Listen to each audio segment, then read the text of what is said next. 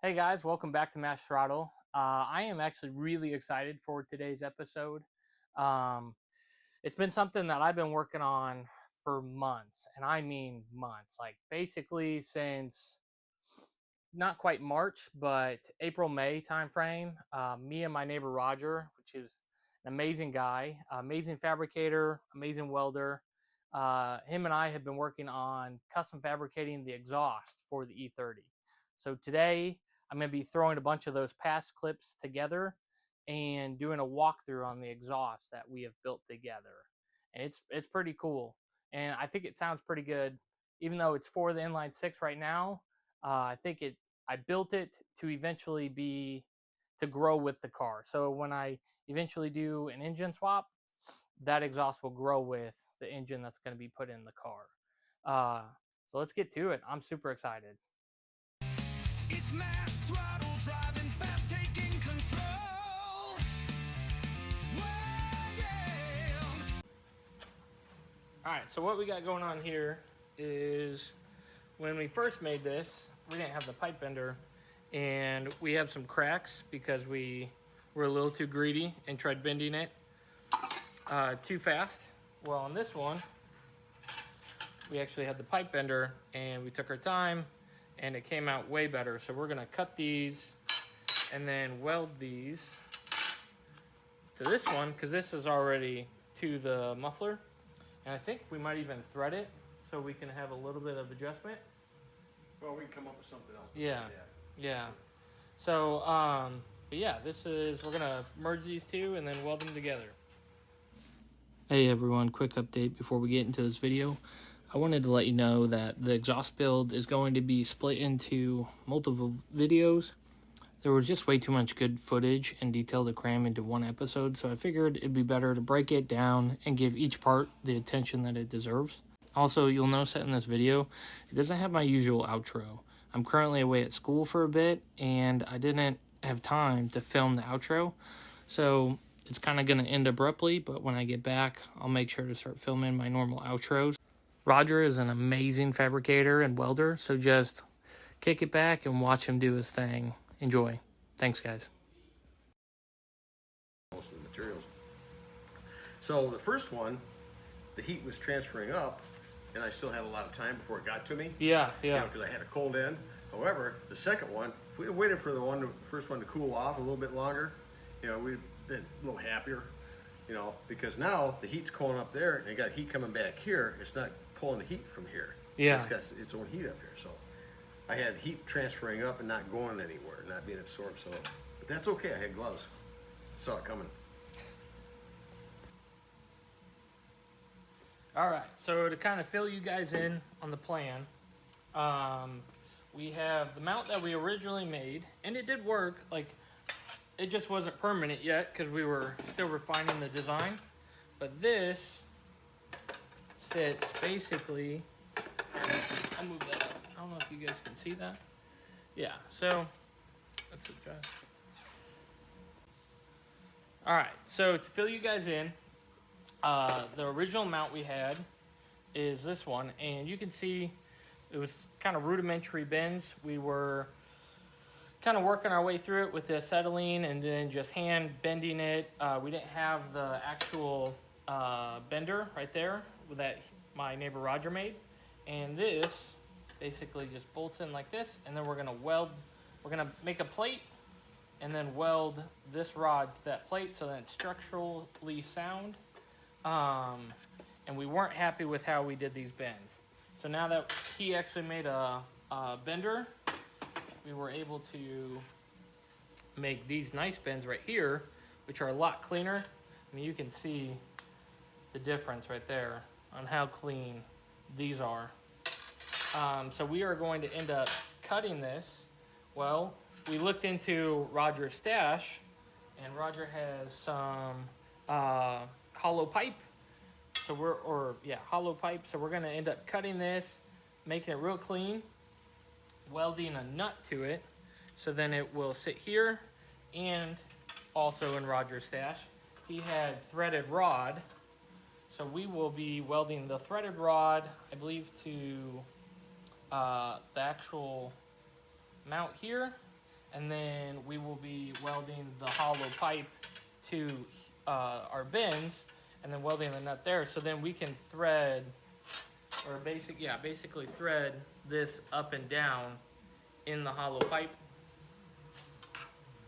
So then when I get it on the muffler, I'll have just a little bit of adjustability, and it'll still look real clean because you won't really be able to see except for the nut. So we'll do 2 locking nuts, or 1 nut and then a locking nut. And it should be really solid. Give me a little adjustability because later on I do plan on putting a body kit on the E30, and I don't know if the muffler will sit the exact same. So if muffler needs to come down or go higher, then I'll have that adjustability already built into the system. Because this one was a lot better than this one. And yeah, we're at 9 1/4. And this one's at 9 7/8. Or 8 7/8, I mean. So We're not going to need this anymore. no, I don't think so. Let's get this out of the way. So we're not inadvertently getting into this side with it. Cut that down.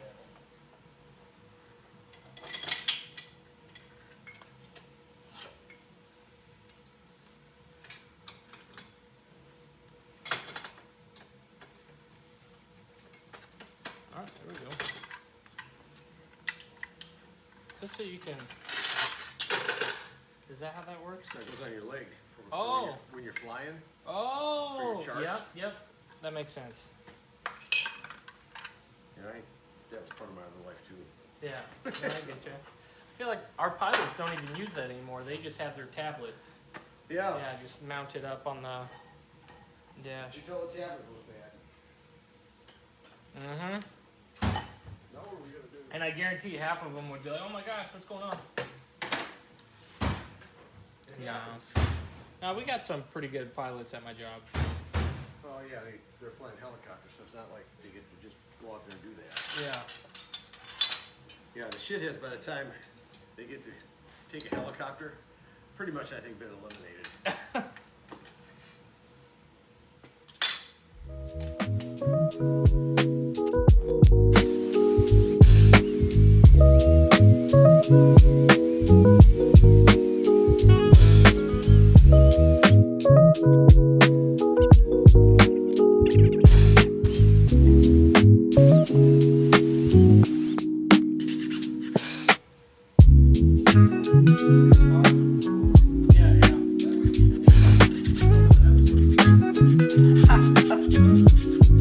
Make things a lot quicker.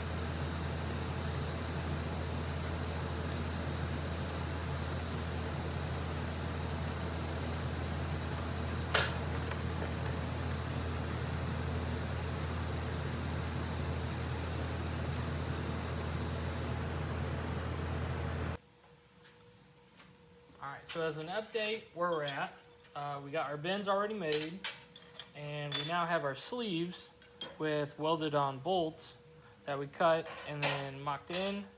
So they will, just as a demonstration, they will be slip on like that, but it'll be further in here. So we'll have to cut this, and then we'll weld that.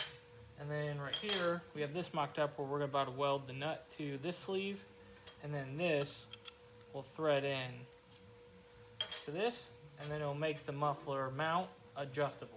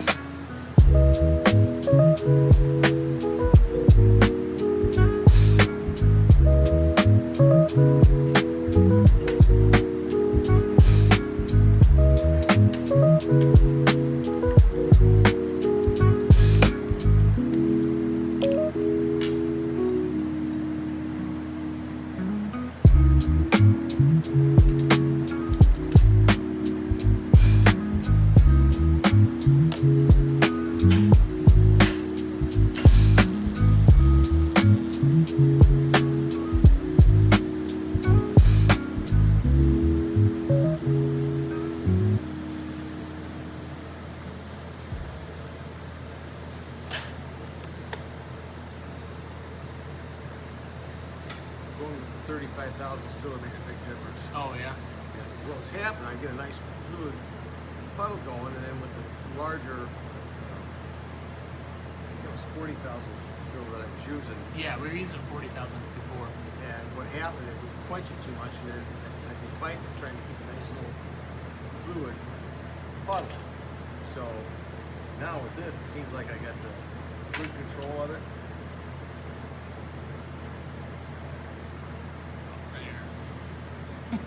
Yeah. That's looking a lot better. Which, I mean, these welds look pretty good too.